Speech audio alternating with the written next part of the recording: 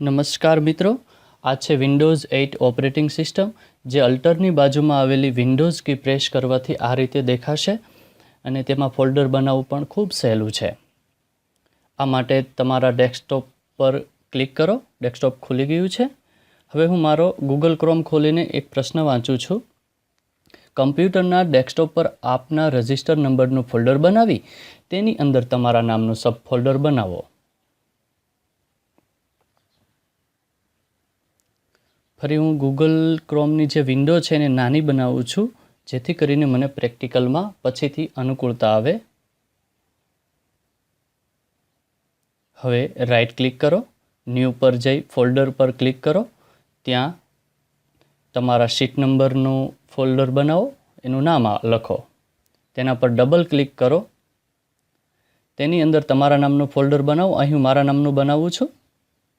આ રીતે અહીં મારું નામ ટાઈપ કરું છું.